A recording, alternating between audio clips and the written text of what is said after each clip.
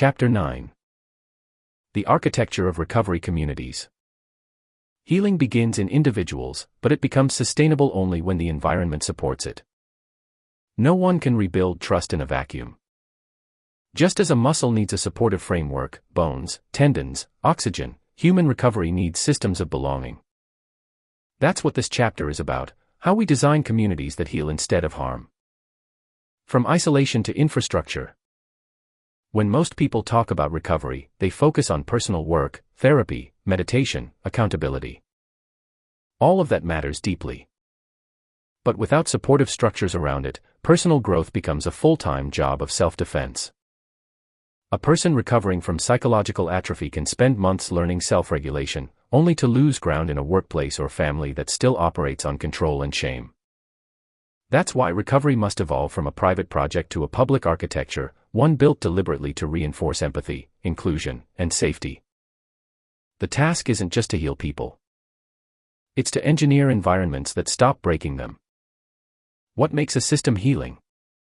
Across recovery groups, mental health programs, and successful social organizations, the same 5 principles appear again and again. They're simple but rare, and when practiced consistently, they create the scaffolding that allows people to grow. Together, these pillars form the architecture of recovery. They don't remove pain, they make it metabolizable. The neuroscience of shared safety. When people interact in trustworthy environments, their nervous systems begin to synchronize, a phenomenon known as interpersonal regulation. Heart rates align.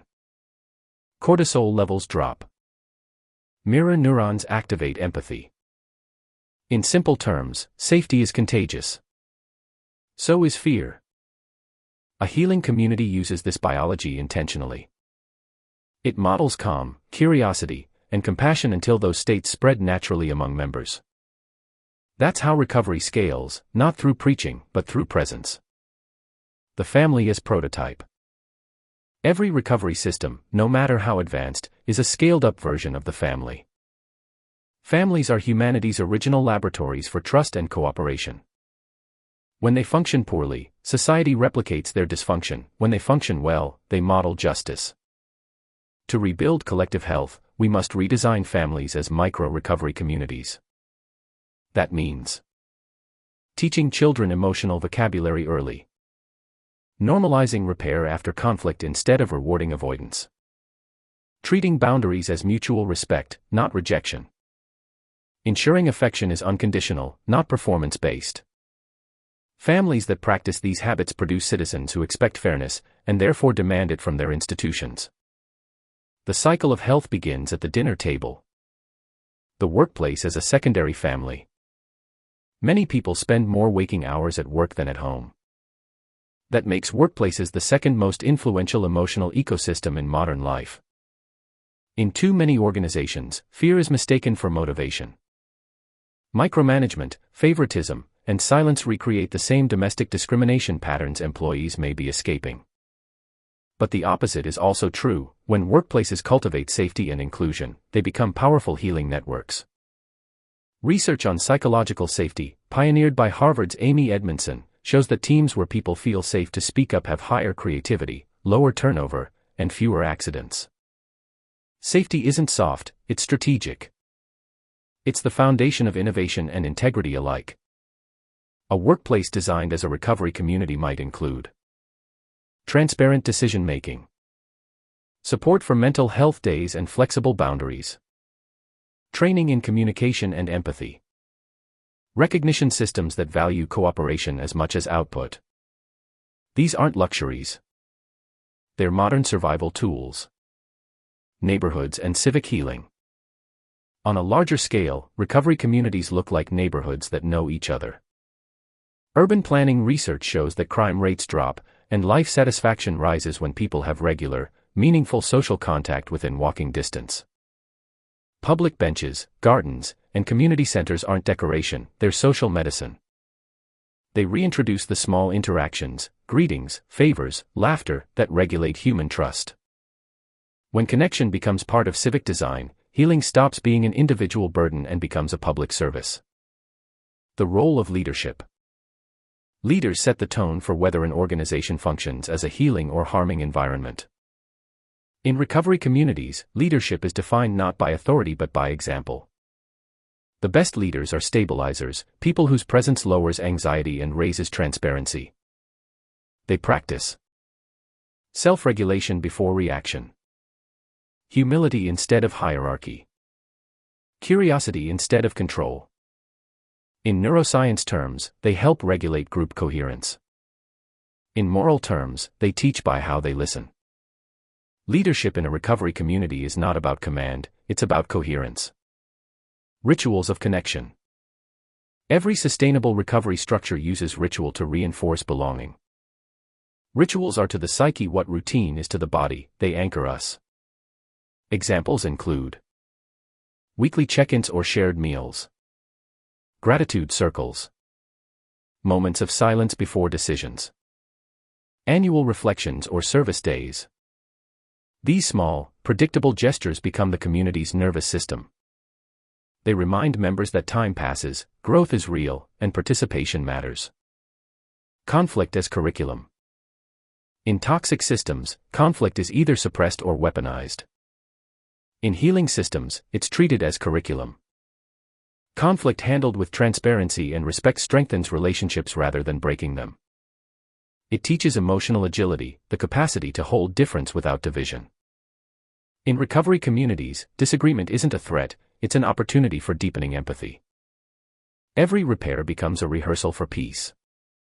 The economics of healing. There's also a practical argument for this architecture: healing is cost-effective. Communities with strong social bonds spend less on policing, healthcare, and crisis response. Companies with psychologically safe cultures see higher retention and creativity. Nations that invest in early childhood connection programs see lower crime and addiction rates decades later. Empathy, it turns out, has an incredible return on investment. It's not sentimentality, it's social engineering done right. The recovery network model. To make these ideas actionable, imagine a society designed like a nervous system, each part regulating and supporting the others. Families, emotional training grounds. Schools, laboratories of cooperation. Workplaces, centers of shared purpose. Community spaces, emotional commons. Governments, systems of fairness and repair. When these nodes communicate openly, society functions like a coherent body. When they disconnect, the system fractures into competing organs, each consuming the other. The architecture of recovery is about re-establishing those neural links at every level. From surviving together to living together. Recovery communities don't just prevent relapse, they generate aliveness. They remind people that thriving is not selfish, it's contagious. In a world that glorifies independence, recovery communities model interdependence. The radical idea that we heal fastest when we heal each other. The measure of a healthy society isn't how many people succeed alone. It's how few people are left to do so. Closing reflection. For years, I thought recovery was something that happened to me. Now I understand it's something that happens through us. A single healed person is a miracle. A healed community is civilization evolving. The architecture of recovery doesn't need to be invented, it needs to be remembered. Because we already know how to build it. Through honesty, inclusion, rhythm, and care. The blueprint has always been in our biology. We just have to start constructing again. End of Chapter 9, The Architecture of Recovery Communities. This is where everything you've built so far, psychological atrophy, reconditioning, emotional nutrition, and recovery architecture, converges into one idea: belonging as medicine. Chapter 10. Belonging as medicine. There is no pill for loneliness. There never will be. Because loneliness is not a disease, it's a signal, a physiological alarm that something essential is missing: belonging. Belonging is the oldest medicine on earth. It existed before language, before law, before civilization. It is how the body knows it's safe enough to heal. The biology of belonging. When we feel we belong, the entire body shifts into a healing state. Heart rate slows. Muscles relax. The immune system strengthens. Stress hormones recede. These aren't metaphors, they're measurable facts. Researchers at UCLA and the University of Chicago have shown that chronic loneliness alters gene expression, increasing inflammation and suppressing antiviral responses. In contrast, belonging activates oxytocin, serotonin, and dopamine, the same neurochemicals that regulate bonding, happiness, and motivation. In essence, connection turns off survival mode. This is why people in loving relationships live longer, recover faster from illness, and show lower rates of depression and addiction. The nervous system interprets belonging as biological safety. Without it, the body believes it's still in danger. Belonging is not consensus. True belonging doesn't require agreement, it requires acceptance. It's not about sameness but safety within difference. It's the experience of being allowed to exist fully, even when you don't fit neatly into others' expectations. Most forms of exclusion, from families to nations, disguise themselves as standards. But belonging built on conformity is fragile. It vanishes the moment you speak your truth. The medicine of belonging works only when authenticity is allowed. Otherwise, what looks like community is just another form of control. The hierarchy of connection. Belonging begins inside the self and expands outward like concentric circles. Intrapersonal belonging, being at home within your own emotions, body, and story. Interpersonal belonging, being seen, respected, and understood by others. Communal belonging, feeling valued and connected within a group or culture. Planetary belonging, recognizing one's place in the web of nature and humanity. When any layer is fractured, the others weaken. When they align, the person feels integrated, part of something living, not isolated within it. The reconditioning process restores belonging in this same order, from within to without. Because if you can't inhabit yourself, no external community can heal you. The wound of exclusion. Exclusion cuts deeper than rejection.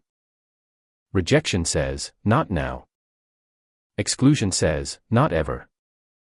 That permanence, or perceived permanence, rewires the brain into expecting abandonment. Every new relationship is filtered through the memory of the old wound. This is how emotional exile becomes generational. In many families, exclusion is inherited as tradition. The scapegoat role, the black sheep, the disowned sibling, these are symptoms of systemic belonging disorder. Each generation passes down the unhealed shame of the last. The irony is that exclusion always begins as protection, a way to maintain order. But in trying to preserve identity, it poisons connection. It forgets that safety created through division is a fragile kind of peace. The economics of belonging. Belonging is also the hidden currency of all social systems. Where it flows freely, cooperation and innovation thrive. Where it's scarce, corruption and apathy rise. Studies in organizational psychology show that employees who feel they belong are twice as engaged, 3 times more likely to stay, and 5 times more likely to innovate. Similar effects appear in education, healthcare, and even policing. Belonging reduces error, builds trust, and increases moral behavior. When people feel they matter, they act like it. In that sense, belonging isn't sentimental, it's infrastructure. How belonging heals the brain. Neuroscientists studying attachment and trauma have found that secure relationships literally reorganize the brain. Therapy, friendship, and love activate the same neural pathways that early neglect once damaged. The amygdala learns to quiet down in response to safety cues. The prefrontal cortex strengthens its control over impulsive reactions. The hippocampus rebuilds memory coherence, allowing people to distinguish past threat from present safety. This process, called earned security, proves that the brain can learn belonging even after decades of deprivation. It's neuroplasticity in action, powered by compassion. Every time someone is treated with kindness when they expect rejection, a neural correction occurs. That's medicine at the molecular level. Community as pharmacy. If belonging is medicine, then community is the pharmacy, the place where that medicine is dispensed. Communities that heal share 4 active ingredients. Consistency, showing up repeatedly, even when outcomes aren't immediate. Transparency, communicating needs, limits, and intentions honestly. Accountability, repairing harm when it occurs instead of pretending it did not. Affection, small gestures of warmth that remind people they matter. These ingredients create an environment where trust can metabolize trauma. They transform community from a social convenience into a biological necessity. The dangers of substitutes. Because the hunger for belonging is primal, people often settle for counterfeit connection, belonging that feels good but heals nothing. Examples include online echo chambers that validate anger instead of authenticity. Extremist movements offering identity through division. Codependent relationships that confuse control for care. Corporate, team cultures that celebrate burnout as loyalty. These forms of pseudo-belonging mimic safety while reinforcing fear. They satisfy the craving temporarily, but the body still knows it's starving. Real belonging doesn't demand surrender, it invites return. Rituals of return. In all healing traditions, belonging is restored through ritual, acts that symbolically welcome people back into the circle. Confession, forgiveness, baptism, reconciliation, community meals, all serve the same function. They remind individuals that they are part of something larger than their wounds. Modern life has few such rituals left. But we can create new ones. Shared dinners, recovery meetings, public apologies, community art, storytelling circles. Every time we gather in honesty and allow emotion to be seen, we are practicing the ancient medicine of return. The global epidemic of disconnection. The World Health Organization has declared loneliness a public health crisis. Epidemiologists now rank social isolation as deadly as smoking 15 cigarettes a day. It increases mortality risk by nearly 30%. This isn't just a social problem, it's a biological emergency. We are a species dying of disconnection. Belonging isn't optional anymore, it's survival. And yet the cure remains within reach, waiting in every human interaction. Belonging and justice. Belonging doesn't stop at emotional well-being. It's the foundation of justice. People who don't feel included in society are less likely to follow its rules. Communities that exclude invite rebellion, those that welcome invite stewardship. That's why every movement for equality, from civil rights to climate action, is ultimately a movement for belonging. It's about extending the circle until no one stands outside it. Justice is simply institutionalized empathy. Belonging as accountability. True belonging also means accountability. It doesn't mean unconditional acceptance of harmful behavior. It means believing people can change, and staying close enough to witness that change. When we hold others accountable with compassion rather than shame, we communicate faith in their capacity for growth. That faith is the strongest motivator known to psychology. People rarely transform because they're punished, they transform because someone still believes they can. Belonging doesn't remove responsibility, it gives it meaning. Closing reflection. Belonging heals because it reminds us that we were never meant to do life alone. It turns survival into connection, and connection into conscience. When we design families, communities, and nations that practice inclusion as consistently as breathing, we won't just reduce suffering, we'll increase intelligence, creativity, and compassion on a planetary scale. Because belonging isn't just medicine for the mind. It's the heartbeat of civilization. And when that heartbeat is strong, everything else, justice, peace, progress, begins to pulse with it. End of Chapter 10, Belonging as Medicine. This is a beautiful moment in your book, the turning point where healing stops being a reaction to pain and becomes a cultural inheritance. In this chapter, we'll explore how recovered individuals and communities can pass their healing forward, transforming pain into wisdom and resilience into legacy. Chapter 11. From Trauma to Culture, How Healing Becomes Heritage. Every society carries a story in its bones. Some carry stories of triumph. Most carry stories of trauma, wars, exiles, oppression, betrayal. What separates broken cultures from resilient ones isn't the absence of trauma, but the ability to transform it into tradition. Healing becomes heritage when a community decides that its pain will educate rather than infect the next generation. The chain reaction of unhealed pain. Unhealed trauma doesn't stay in the past. It mutates, finding expression in behavior, policy, and relationship. A child raised by fear becomes an adult who confuses control with love. A community raised on scarcity becomes a nation that hoards. This is what psychologist Joy DeGruy calls post-traumatic slave syndrome, the lingering patterns of survival that persist long after the original violence ends.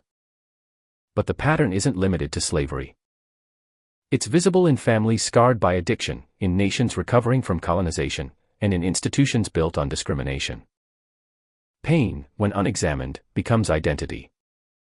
And identity, when built on pain, becomes policy. The only antidote is consciousness.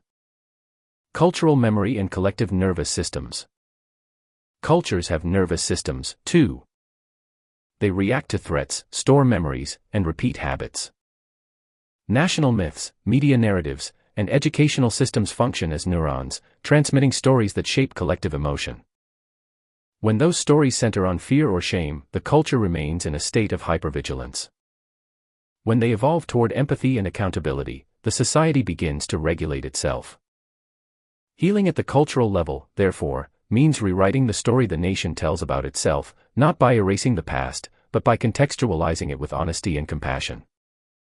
A healthy culture doesn't forget its wounds, it integrates them into wisdom. The role of storytelling. Storytelling is the immune system of culture. It identifies what belongs and what must be healed. For centuries, oral traditions, art, and ritual have been humanity's way of metabolizing collective trauma. In indigenous and post-conflict societies, storytelling circles serve as community therapy, a place to remember without revenge.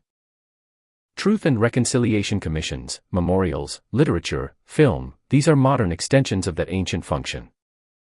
When people can speak their truth publicly and be met with respect instead of denial, the cycle of trauma breaks. The story stops owning the storyteller. How individuals seed cultural change. Every recovered person is a cultural reformer, whether they realize it or not. When you choose compassion over retaliation, you alter the social DNA around you. Your behavior becomes a signal that new patterns are possible. Sociologists call this behavioral contagion, the phenomenon where emotions and actions spread through social networks. When one person practices calm in conflict, others unconsciously mirror that stability. Healing is as infectious as harm, it just needs a host willing to transmit it. That's how one family's recovery becomes a neighborhood's resilience, then a city's renewal. Generational repair. Breaking generational trauma means more than forgiving your parents. It means refusing to pass on what they didn't know how to heal. Every generation faces a choice, to replicate or to recondition. Replication is unconscious, the easy repetition of familiar pain. Reconditioning is conscious, the deliberate creation of new patterns of care. Parents who apologize model accountability. Leaders who admit mistakes model humility. Communities that face history model strength. These acts of honesty are how healing becomes heritage, one conversation at a time. From secrecy to transparency. In families, secrecy protects shame, in nations, it protects corruption. Both forms of secrecy prevent healing. When truth is buried, it festers. When it's spoken, it disinfects. Transparency, whether in households or governments, is the bridge from trauma to culture. It allows collective memory to be honest without being weaponized. This is why truth-telling is sacred work. It doesn't undo the past, it redeems the present. The architecture of cultural healing. If we think of societies as bodies, then institutions are their organs. For the body to heal, every organ must participate. Education teaches emotional literacy, history, and empathy alongside academics. Media shifts from exploiting outrage to amplifying understanding. Justice systems evolve from punishment to restoration. Healthcare integrates mental and social wellness with physical treatment. Governments practice policy transparency and public dialogue. When these systems work together, trauma can no longer hide. It becomes metabolized, turned into civic awareness and resilience. The art of commemoration. Commemoration is how cultures remember with dignity. It's not nostalgia or guilt, it's education through reverence. Memorials, museums, national days of reflection, these acts remind societies where they've been, so they can decide where to go. They turn pain into curriculum. The goal is not to reopen wounds but to prevent amnesia. Because forgotten pain always repeats itself, first as memory, then as history, then as policy. The science of collective hope. Just as chronic fear reshapes individual brains, collective hope reshapes cultural ones. Communities with shared optimism show higher cooperation, civic engagement, and public health outcomes. Hope is measurable. It increases dopamine and oxytocin in groups, promoting trust and creativity. In economic terms, hope is social capital, a renewable resource that expands with use. When societies invest in hope through education, fairness, and inclusion, they produce not just moral progress but measurable prosperity. Healing is not only humane, it's efficient. Cultural rituals of healing. To move from trauma to heritage, communities need rituals that reaffirm belonging after rupture. These can include community storytelling nights, where people share lived experience across generations. Art and theater programs, translating pain into beauty and dialogue. Public apologies and reparations, transforming guilt into growth. Intergenerational mentorship, bridging wisdom and youth. Annual remembrance ceremonies, honoring resilience, not victimhood. Such rituals signal to the collective nervous system, we have survived, we will not repeat. Healing as identity. Imagine a society whose identity is not its suffering but its recovery, a place known not for what broke it, but for how it rebuilt. Japan calls this concept kintsugi, the art of repairing pottery with gold, highlighting cracks instead of hiding them. The repaired object becomes more valuable because it has been broken. Cultures can do the same. When they integrate trauma openly, their cracks become their art. Their resilience becomes their reputation. Their healing becomes their heritage. Closing reflection. Trauma divides, healing unites. Pain teaches us where we're vulnerable, recovery teaches us where we're strong. When individuals choose to heal, they give their families a future. When families choose to heal, they give their nation stability. When nations choose to heal, they give humanity a chance.